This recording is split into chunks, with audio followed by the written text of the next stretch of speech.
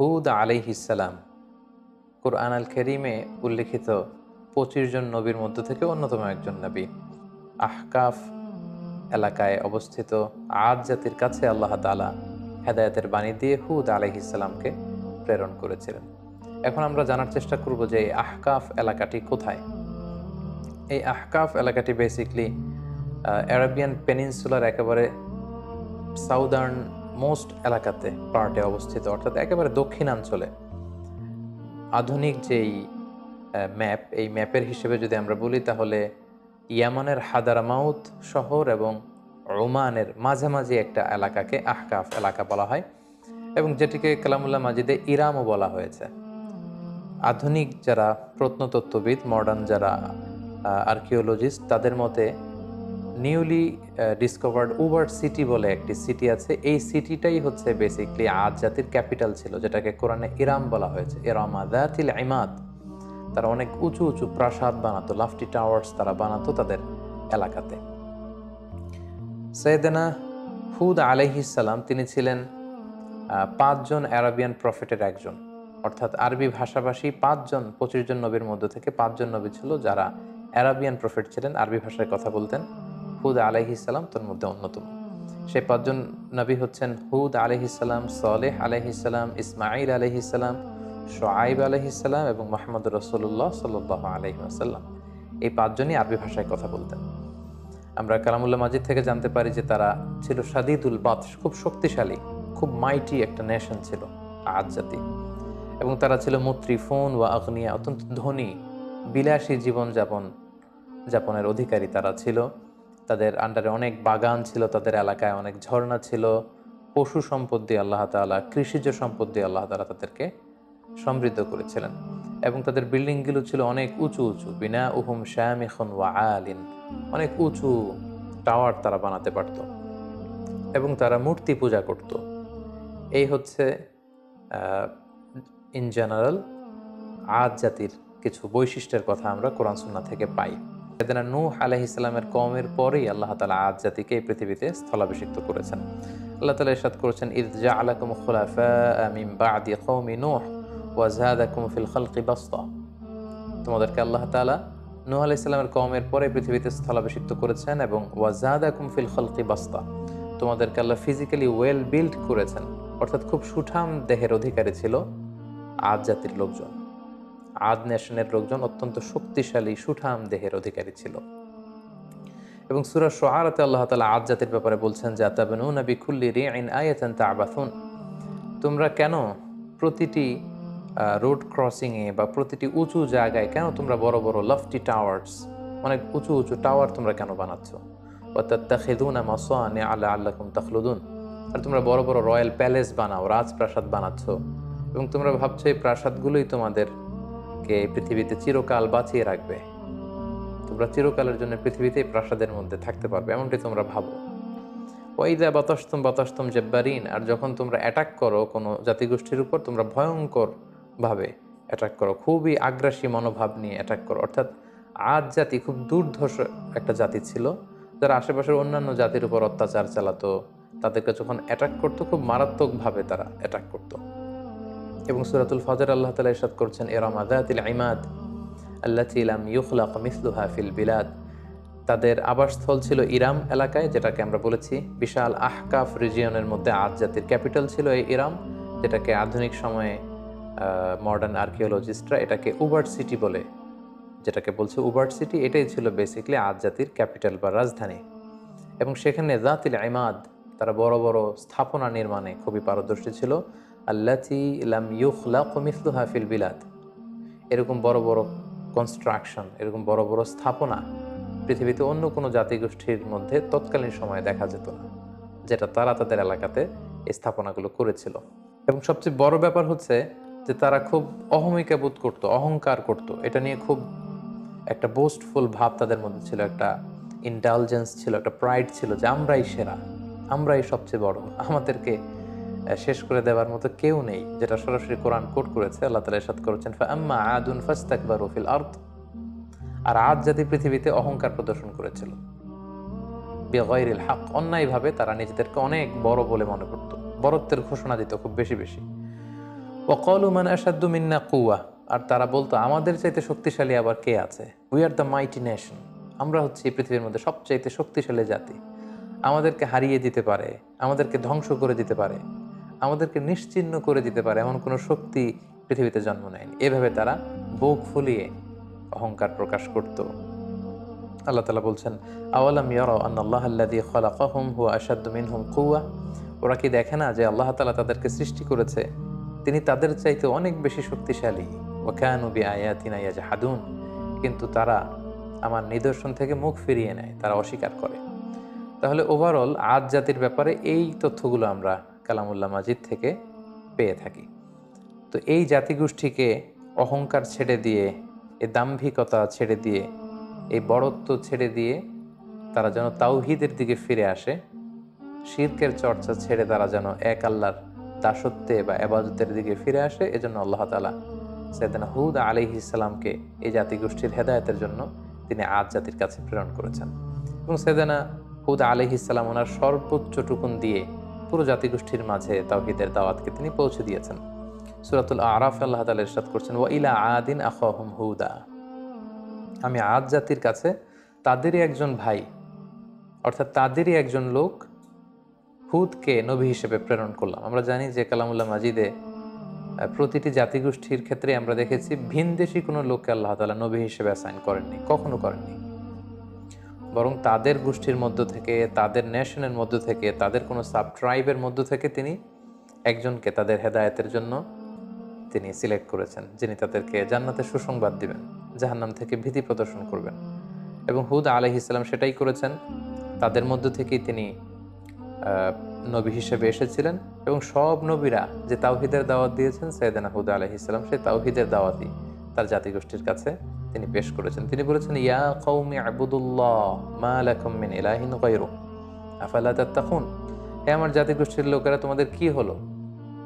কেন তোমরা এক আল্লাহকে রেখে দিয়ে এত এত মূর্তির ইবাদত করছো? আফালা তাত্তাকুন, তোমরা কি আল্লাহকে ভয় করবে না? এটা একটা কমন দাওয়াত ছিল সব নবীদের। সব নবীরাই এক আল্লাহর দাস আমাদেরকে বানানোর জন্য পৃথিবীতে এসেছেন। আমরা যেন হাজার হাজার রবকে ছেড়ে দিয়ে, হাজার হাজার মূর্তিকে ছেড়ে দিয়ে, পৌত্তলিকতা ছেড়ে দিয়ে আমরা যেন এক আল্লাহর বান্দায় পরিণত হতে পারি, এটাই ছিল সব নবীদের মিশন এবং ভিশন। পাশাপাশি আমরা জানি যে আদ জাতি খুব শক্তিশালী একটা জাতি ছিল, তাদেরকে আল্লাহ তাআলা অনেক নাজ নেয়ামত দিয়েছেন।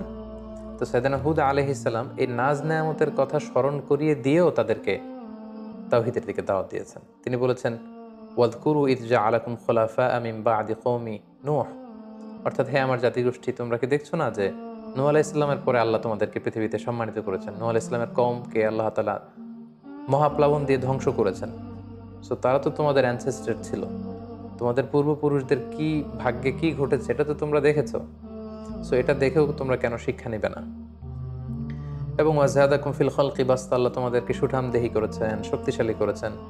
ফাযকুরু আলা আল্লাহি লাআল্লাকুম তুফলিহুন, ফলে আল্লাহ তাআলা তোমাদেরকে যে নেয়ামত দিয়েছেন এই নেয়ামতগুলোকে তোমরা স্মরণ করো, আল্লাহর নেয়ামতের শুকরিয়া করো। এইভাবে তিনি দাওয়াত দিতে লাগলেন। পাশাপাশি তিনি বোঝাতে চাইলেন যে তোমরা যতই পাপ করো না কেন, যতই অন্যায় করো না কেন, আল্লাহর তওবার দরজা, রহমতের দরজা এটা তোমাদের জন্য খোলা সব সময়। The door of Allah is open for you 24/7। যে কোনো সময় তুমি ইস্তেগফার করো, তওবা করো, শিরক থেকে ফিরে এসে এক আল্লাহর ইবাদতে মনোনিবেশ করো, আল্লাহ তাআলা তোমাদেরকে ক্ষমা করবেন। এবং সেটাই তিনি বললেন, ইয়া কওমি ইস্তাগফিরু রাব্বাকুম, হে আমার জাতিগোষ্ঠীর লোকেরা, তোমরা আল্লাহর কাছে ক্ষমা চাও। সুম্মা তুবু ইলাইহি, আল্লাহর দিকে ফিরে আসো। Come back to your lord. ইউরসিলিস সামাআ আলাইকুম মিদরারা, তাহলে আকাশ থেকে আল্লাহ তাআলা রহমতের বাড়ি বর্ষণ করবেন। ওয়া ইয়াজিদুকুম কুওয়াতান ইলা কুওয়াতিকুম, এখন যে শক্তিমত্তা আছে এটাকে আল্লাহ আরো বাড়িয়ে দিবেন, আরো শক্তিশালী জাতিতে তোমরা রূপান্তরিত হবে। ওয়ালা তাতাওয়াল্লাউ মুজরিমিন, আর তোমরা অবাধ্যতা করে পাপাচারিতায় মগ্ন হয়ে মুখ ফিরিয়ে নিও না। সাইয়েদনা হুদ আলাইহিস সালাম এভাবে তিনি জাতিগোষ্ঠীর হেদায়েতের জন্য দাওয়াত দিতে লাগলেন, তাওহীদের বাণী তিনি শোনাতে লাগলেন। কিন্তু আমাদের রেসপন্স কেমন ছিল এই দাওয়ার পরে আমরা সেটা যদি দেখি, তাহলে কালামুল্লাহ মাজিদ আমাদেরকে বলছে তাদের রেসপন্স ছিল এরকম, ক্বালু ইয়া হুদু মা জি'তানা বিবাইয়িনা, হে হুদ, তুমি যে নবী কি প্রমাণ আছে? আমাদের তো বিশ্বাস হয় না। ওয়া মা নাহনু বিতারিকি আলিহাতিনা আন কওলিক, তোমার এই কথায় তো আমরা আমাদের বাপ দাদা রেখে যাওয়া মূর্তিগুলোকে ছেড়ে দিতে পারি না। তুমি কি বলতে চাচ্ছ যে আমাদের পূর্বপুরুষরা ভুল করে গিয়েছে? আমরা তো এগুলো ছেড়ে আসতে পারি না। ওমা নাহনু লাকা বিমুমিনিন, তোমার কথায় আমরা বিশ্বাস করি না। তারা আরো বলতো, ক্বালু আজি'তানা লিতাফিকানা আন আলিহাতিনা, হে হুদ, তুমি কি আমাদের ইলাহ বা উপাস্যদের থেকে আমাদের মুখকে ফিরিয়ে নিতে চাচ্ছ, সরিয়ে দিতে চাচ্ছ? আর তুমি বলছো যে আমরা যদি মূর্তির পূজা ছেড়ে না দিই তাহলে আযাব আসবে।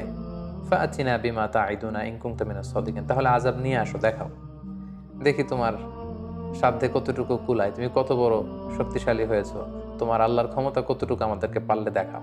তুমি যে আযাবের কথা বলছো সে আযাব আমাদেরকে চাক্ষুষ দেখাও, যদি তুমি সত্যবাদী হয়ে থাকো। এভাবে সাইয়েদনা হুদ আলাইহিস সালামের দাওয়াতি কথাকে, আহ্বানকে তারা প্রত্যাখ্যান করে তুচ্ছ তাচ্ছিল্যের সাথে ওনাকে পুরো আদ জাতি তারা রিজেক্ট করলো। সাইয়েদনা হুদ আলাইহিস সালাম শেষবারের মতো তাদেরকে ওয়ার্নিং করলেন এবং বললেন যে এক আল্লাহর ইবাদত যদি তোমরা মেনে না নাও তাহলে তোমাদের উপর ভয়ঙ্কর শাস্তি আসবে, ভয়ঙ্কর শাস্তি। অতঃপর আল্লাহ তাআলা সাইয়েদনা হুদ আলাইহিস সালামকে বললেন, এই জাতিগোষ্ঠীর উপর অচিরেই আমি শাস্তি পাঠাবো। আল্লাহ তাআলা ইরশাদ করছেন, ফালাম্মা রাআউহু আরিদান মুস্তাকবিলা আওদিয়াতিহিম ক্বালু হাযা আরিদুম মুমতিরুনা।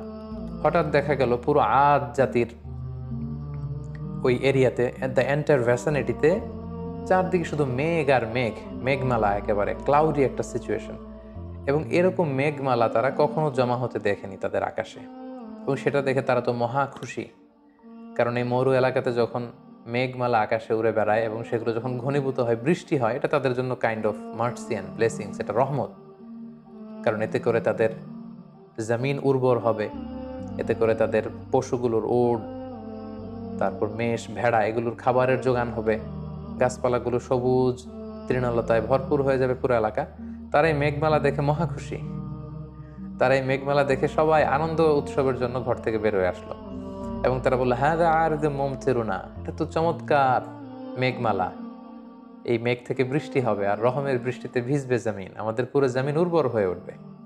আল্লাহ তাআলা বললেন, বাল হুয়া মাস্তাআজালতুম বিহ, এটা রহমতের বৃষ্টি নয়, তোমরা যে আযাব চেয়েছিলে যে হে হুদ তুমি পারলে নিয়ে আসো, দেখাও, এটা সে আযাবের একটা নিশানা।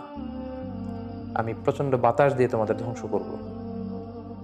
রিহুন ফিহা আযাবুন আলিম, অচিরেই এমন বাতাস বইবে যাতে তোমাদের ধ্বংস রয়েছে। ঠিক সাইয়েদনা হুদ আলাইহিস সালামের যে ওয়ার্নিং পুরো জাতিগোষ্ঠীর জন্য তিনি দিয়েছিলেন যে আল্লাহর ইবাদত যদি তোমরা না করো, মূর্তি পূজা যদি তোমরা না ছাড়ো, এই শিরকের অন্ধকার রাস্তা ছেড়ে তোমরা যদি আলোর পথে না আসো, প্রচন্ড আযাব তোমাদেরকে পাকড়াও করবে। সে আযাব আল্লাহ তাআলা পাঠালেন। আল্লাহ তাআলা সূরা হাক্কাতে বলছেন, প্রচন্ড ঝঞ্ঝা বিক্ষুব্ধ বাতাস আল্লাহ তাআলা পাঠালেন, violent wind storm with cold wave, প্রচন্ড শৈত্য প্রবাহ, প্রচন্ড ঠান্ডা ঝড়ো হাওয়া।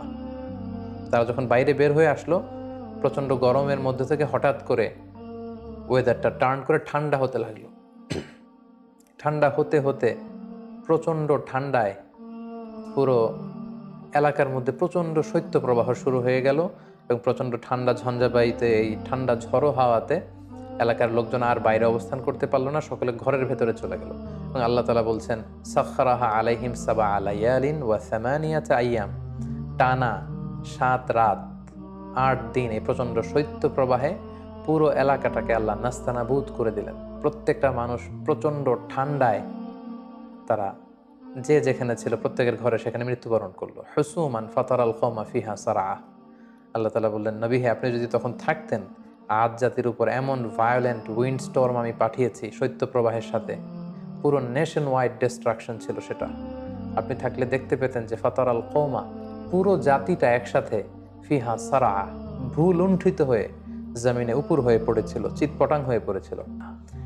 এগুলো যেন কেমন যেন ভেঙে যাওয়া খেজুর গাছ, অনেক খেজুর গাছ আছে অনেক দিন পুরনো হয়ে যাওয়াতে এটা ভেঙে মাটিতে লুটিয়ে থাকে, ভুলুণ্ঠিত হয়ে থাকে। পুরো আদ জাতির নাসিবে আমি এটাই রেখে দিয়েছিলাম। প্রচণ্ড ঠান্ডা বাতাসে, প্রচণ্ড ঝড়ো হাওয়া দিয়ে, শৈত্য প্রবাহের মধ্য দিয়ে, রিহিন সারসার, ঝঞ্ঝা বিক্ষুব্ধ বাতাস দিয়ে আমি এই জাতিটাকে ধ্বংস করে দিয়েছি। এবং আপনি দেখলে বুঝতে পারবেন না, পুরো এলাকাটার এমন ভয়ঙ্কর অবস্থা আমি আল্লাহ তাআলা করে দিয়েছি, আপনি দেখলে বুঝতেই পারবেন না যে এখানে এরকম মাইটি নেশন, এরকম শক্তিশালী একটা জাতি এখানে ছিল, এটা দেখে বোঝারই উপায় নেই। সম্মানিত শুধু ঠিক এভাবেই এই পৃথিবী থেকে এরকম একটি মাইটি নেশনের বিদায় ঘটেছে আল্লাহ তাআলার অবাধ্যতার কারণে, অহংকার প্রদর্শনের কারণে। সাইয়েদনা হুদ আলাইহিস সালামের আনিত এই দাওয়াতকে প্রত্যাখ্যান করবার কারণে পুরো জাতিগোষ্ঠীকে আল্লাহ তাআলা ধ্বংস করে দিয়েছেন। এই হুদ আলাইহিস সালামের পুরো জীবনী থেকে আমরা কি শিখতে পারি? আমরা যদি কিছু লাইফ লেসন এখান থেকে নিতে চাই, তাহলে আমরা প্রথমেই বলবো, 1 নম্বর যেটা আমরা শিখতে পারি যে আল্লাহ তাআলা যদি আমাদেরকে কোনো নেয়ামত দিয়ে থাকেন, আমাদের কৃতজ্ঞ হওয়া উচিত, গ্রেটফুল হওয়া উচিত, শুকরিয়া জ্ঞাপন করা উচিত, শুকরগুজার হওয়া উচিত। প্রতিপত্তি দিয়েছেন, শান শওকত দিয়েছেন, কিন্তু তার বিপরীতে এগুলো শুকরগুজার তারা হয়নি। আল্লাহ তাআলা শুকরিয়া না করে তারা সেখানে অহংকার প্রদর্শন করছিল, নিজেদের বরত্বের ঘোষণা দিচ্ছিল। সো এই শিক্ষাটি আমরা নিতে পারি, আল্লাহর কোনো নেয়ামত পেলে যেন আমরা নেয়ামতের শুকরিয়া করি। আল্লাহ তাআলা বলছেন, লা ইন শাকারতুম লা আযীদান্নাকুম ওয়া লা ইন কাফারতুম ইন্না আযাবি লাশাদীদ। যদি তোমরা আমার নেয়ামতের শুকরিয়া করো, আমি আল্লাহ তাআলা এই নেয়ামতকে আরো বহুগুণ বাড়িয়ে দেব। আর যদি না শুকরি করো, তাহলে জেনে রাখো আমার শাস্তি বড় ভয়ঙ্কর।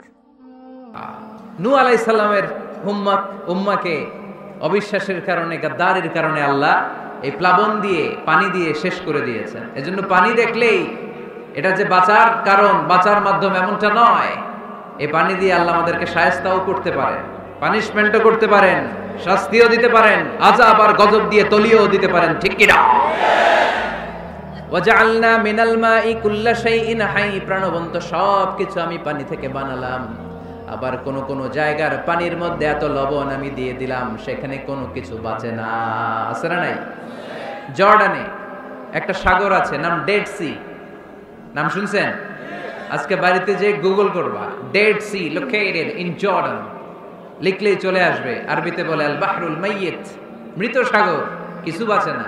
লবণের ঘনত্ব এত বেশি, আপনার ছোট্ট বাচ্চাটার ওই সাগরে ফেলে দিলে ও ডুববে না, কারণ আপনার বাচ্চা যতটুকু জায়গা নিবে পানিতে, তার চেয়ে বাচ্চার ওজন কম, পানির ওজন বেশি, এজন্য কিছু ডুবে না।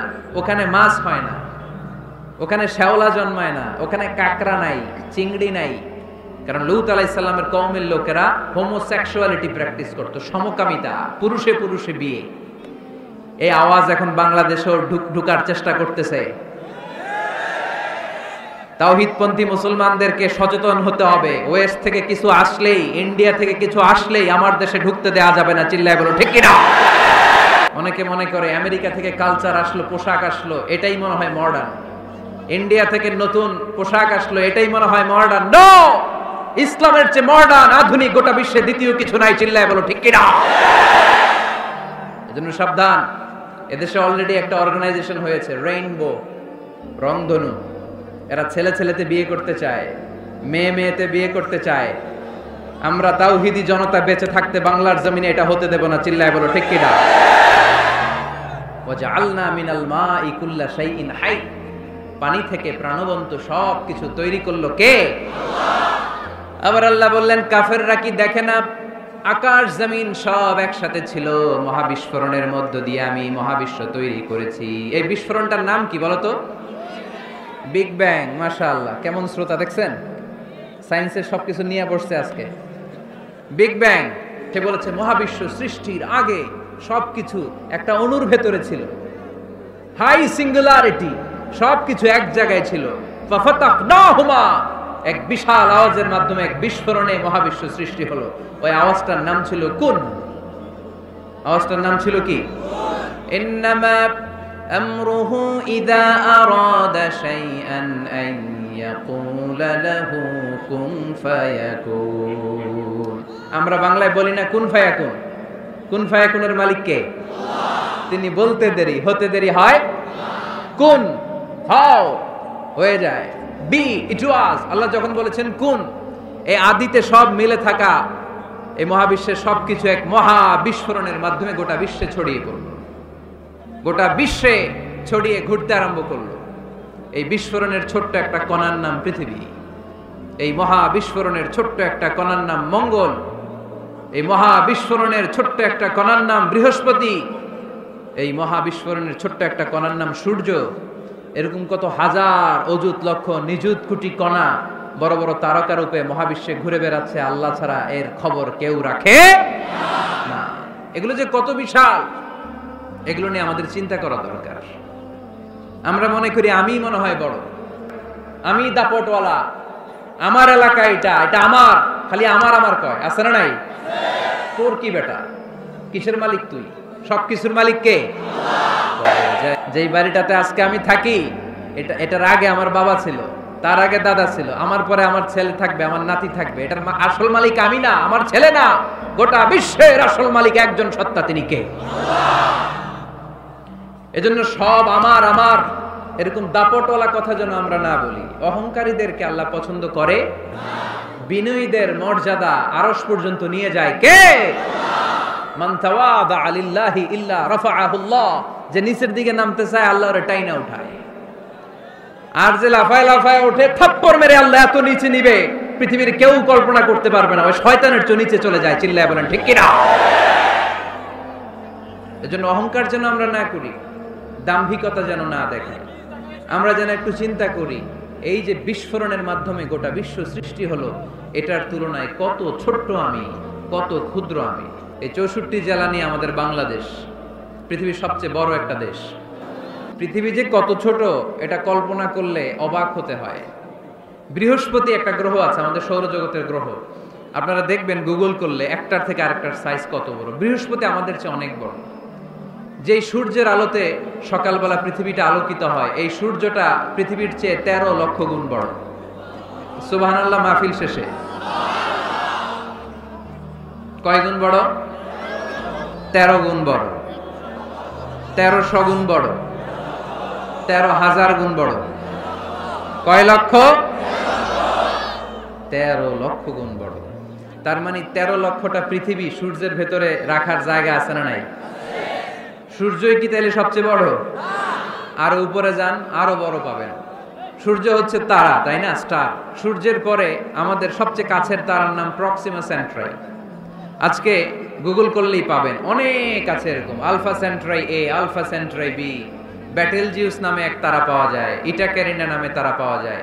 যে সূর্য পৃথিবীর চেয়ে 13 লক্ষ গুণ বড়, এমন অনেক তারা আছে যেটা সূর্যের চেয়ে কয়েক হাজার কোটি গুণ বড়।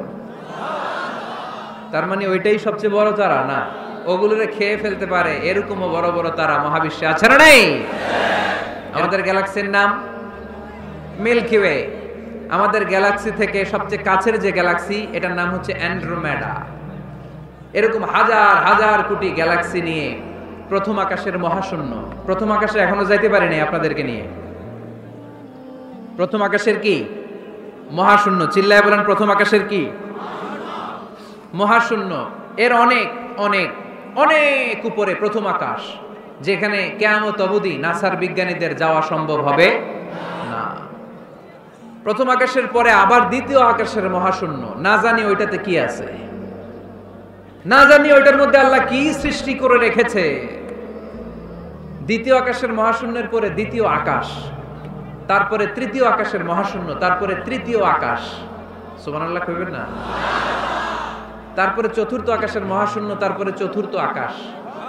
একটার চেয়ে আরেকটা কত বড়। বিষ্ণু ঈসা ইসলাম বললেন, তোমার হাতের আংটি, এই আংটি যদি সাহারা মরুভূমিতে ফেলে দাও, পুরো মরুভূমির তুলনায় তোমার আংটি যত ছোট, আল্লাহর দ্বিতীয় আসমানের তুলনায় আল্লাহর প্রথম আসমানটা ঠিক তত ছোট। তাহলে এই আসমান, এই আরশ, এই কুরসি, আমার আল্লাহর জাত ও সত্তা, এই মহাবিশ্বের তুলনায় পৃথিবীটা কতটুকু, বাংলাদেশ কতটুকু, আর আমি না খানদান কতটুকু, কত নগণ্য আমি, কত ক্ষুদ্র আমি, কত তুচ্ছ আমি। মহাবিশ্বের তুলনায় আমি নাই, মহাবিশ্বের তুলনায় আমি নাই। এক লোক ব্যাংকে টাকা তুলতে গেছে, 5,000 টাকা। কয় টাকা? তো সিরিয়ালে দাঁড়ায় আছে, দেখে তার সামনের এক লোক 50 লাখ টাকা তুলতেছে। কয় লাখ? উনি তো হঠাৎ করে দেখলো যে সামনের লোকটা যে 50 লাখ টাকা তুলবে, ও লিখছে 50 লাখ টাকা মাত্র। যত বড় অঙ্কই হোক, শেষে কি লিখতে হয়? তো ক্যাশের মধ্যে লিখছে, চেকের মধ্যে, যে 50 লক্ষ টাকা মাত্র। তো এইটা দেখে উপরে গেছে বিপদে, হায় হায়, 50 লক্ষ টাকা মাত্র। তো তারপর ওর চেক নিয়ে ও ক্যাশ কাউন্টারে দিছে। ক্যাশ কাউন্টার দেখতেছে, উনি লিখছে 5,000 টাকা নাই। 5,000 টাকার পরে কি লিখছে? নাই। তো ক্যাশে যে বসছে, কি ভাই ঘটনা কি? এত এত ক্লায়েন্টের সাথে ফিনান্সিয়াল ট্রানজাকশন হ্যান্ডেল করি, আমার জীবনে কাউরে তো টাকার সংখ্যার পরে নাই লিখতে দেখি নাই। ঘটনাটা কি? তো সে বলতে শুরু করলো, ভাই আমার আগে দেখলাম একজন 50 লাখ টাকা তুলছে, তো 50 লাখ টাকা যদি মাত্র হয় আমার 5,000 তো নাই। তো এই যে মহাবিশ্বের বর্ণনা যে তোমাদেরকে শোনালাম, এগুলো যদি চিন্তা করি, আমি আছি? আমি নাই, কিছুই না আমি, কত তুচ্ছ আমি, কত নগণ্য আমি। এই মহাবিশ্বকে মহা বিস্ফোরণের মাধ্যমে তৈরি করেছে কে? আবার আল্লাহ বললেন, ওয়াস-সামাআ বানাইনাহা বিআইদিন ওয়া ইন্না লামুসিউন। বিস্ফোরণের মাধ্যমে শুধু আকাশ সৃষ্টি করে আমি বসে থাকি নাই, এই আকাশ জমিনকে আমি আল্লাহ প্রতিনিয়ত প্রশস্ত করে দিচ্ছি। এই মহাবিশ্ব প্রশস্ত হচ্ছে, ইটস অ্যাক্সেলারেটিং, অলওয়েজ অ্যাক্সেলারেটিং। প্রশস্ত হচ্ছে, এক্সপান্ড হচ্ছে, অ্যাক্সেলারেট হচ্ছে। এটা কোরআনের কথা। কিসের কথা? 1900 আমরা আমাদের মায়ের পেটের ভেতরে এখন যত বড় আছি তত বড়ই ছিলাম, তাই না? কতটুকু ছিলেন? কতটুকু? একেবারে ছোট ছোট্ট ছোট্ট ছোট্ট।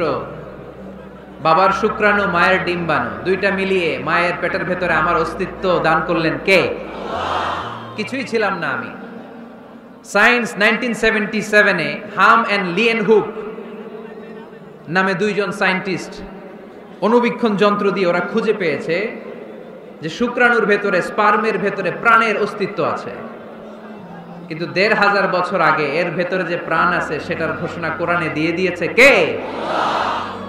ওভাম অ্যান্ড স্পার্ম দুইটা মিলে হয় জাইগোট, তারপর জাইগোট থেকে হয় এমব্রয়ো, ভ্রূণ। আমি, আপনি, আমরা সবাই ছিলাম ছোট্ট একটা ভ্রূণ, ব্যাঙ্গাচির মতো। বর্ষাকালে মাতু আইলে খালে বিলে ব্যাঙ্গের পোনা পাওয়া যায় না? দেখতে মাছের বাচ্চার মতো, তাই না? ছোট বাচ্চারা মনে করে মাছের পোনা, বাড়িতে দইরা নিয়ে আস, মারাকে মা পোনা লয়ে আইছি, মাই দেখা দেখ কোনি আছে না নাই? আসলে কি এটা মাছ? এটা কি ব্যাঙ্গের পোনা? তো আমরা, আমি, আপনি, প্রত্যেকে আমরা ব্যাঙ্গের পোনার মতো ছিলাম, রক্তচোষা জোকের মতো ছিলাম, মায়ের জরায়ুর দেয়ালের মধ্যে লেগেছিলাম। তারপরে আল্লাহ তাআলা আমাদেরকে বড় করতে আরম্ভ করলেন। এই স্পার্ম ড্রপ থেকে আমরা হলাম ব্লাড ক্লট, রক্তপিণ্ড। সেখান থেকে আমরা হলাম মুদগা, নুতফা, আলাকা, মুদগা, 3 স্টেজ। প্রতি 40 দিন পর পর আমার সাইজ বাড়তে লাগলো। সায়েন্স এটা স্বীকার করেছে যে প্রত্যেক 40 দিন পর বাচ্চার একটা নোটিসেবল ডেভেলপমেন্ট ঘটে। আল্লাহ রাসূল সাল্লাল্লাহু আলাইহি ওয়াসাল্লাম বলেছেন, ইন্না খালকাকুম ইউজমাউ ফি বাতনি উম্মিহি 40 ইয়াওমা। প্রতি 40 দিন পর তোমার মায়ের পেটের ভেতরে তোমার সাইজ একটু বড় করা হয়। চিল্লায় পড়ি আল্লাহু আকবার। তারপরে তুমি নুতফা থাকো, নুতফা থেকে তুমি আলাকা হও, আলাকা থেকে মুদগা, স্টেপ বাই স্টেপ রক্তপিণ্ড। তারপরে আমি হয়ে যাই গোশতপিণ্ড। ওই গোশতের ভেতরে আল্লাহ তাআলা আমার স্কেলিটন দেয়, কঙ্কাল। তারপরে এই কঙ্কালের চারদিক দিয়ে গোশত দিয়ে আমাকে আল্লাহ প্রস্তুত করে। সর্বশেষ এই চামড়ার লেভেল দিয়ে মায়ের পেটে আমাকে ডেকোরেটিং করে কে? ওয়ালাকাদ খালাকনাল ইনসানা মিন সুলালাতিন মিন তিন সুম্মা জাআলনাহু নুতফাতান ফি ক্বারারিন মাকিন ثم خلقنا النطفة علقة فخلقنا العلقة مضغة فخلقنا المضغة عظاما فكسونا العظام لحما ثم أنشأناه خلقا آخر فتبارك الله أحسن الخالقين. পড়েন আল্লাহু আকবার। আল্লাহ বলেন, ছোট্ট নাপাক বীর্য থেকে তোমারে তৈরি করলাম, তুমি ছিলা পানির ফোঁটা, সেখান থেকে বানালাম জমাটবদ্ধ রক্তপিণ্ড, সেখান থেকে গোশতপিণ্ড। ওই গোশতের ভেতরে তোমার কঙ্কাল আমি জুড়ে দিলাম, কঙ্কালের উপরে গোশত দিয়ে প্যাকেট পড়ালাম, সর্বশেষে চামড়া দিয়ে ডেকোরেশন করে দিলাম। ছোট্ট ছিলাম আমরা, একেবারে ছোট্ট, অনেক ছোট্ট। আস্তে আস্তে আমার হাত গজালো, আমার পা গজালো, আমার হেয়ারিং সিস্টেম চালু হলো, আমার রেসপিরেটরি সিস্টেম চালু হলো, আমার ডাইজেস্টিভ সিস্টেম চালু হলো, আমার স্টোমাক হলো, আমার ব্লাড সার্কুলেশন শুরু হলো। আমার হার্টের দুইটা পার্টিশন হলো, আল্লাহ রুহের ফুৎকার দিলেন, আমি মানুষ হয়ে দুনিয়ায় আসলাম। কোন সুবহানাল্লাহ। দুইটা পার্টিশন করে দিলেন। আর এই পাম্প মেশিন আমার মায়ের পেটের ভেতরেই চালু করে দিলেন কে? এক মুহূর্তের জন্য যদি এই পাম্প মেশিনটা বন্ধ হয়ে যায়, মুহূর্তে আমার ঠুস বানায় দিবে কে? দুইটা জিনিস আল্লাহ দেয়, রুহু দেয় আর ফেরেশতা দেয়। কি দেয়? রুহু দেয় আর ফেরেশতা দেয়। মানুষ যখন মরে যায় দুইটাই চলে যায়, রুহুটাও চলে যায়, ফেরেশতাও চলে যায়, ঠিক কিনা? আমাদের কাঁধে ফেরেশতা আছে না নাই?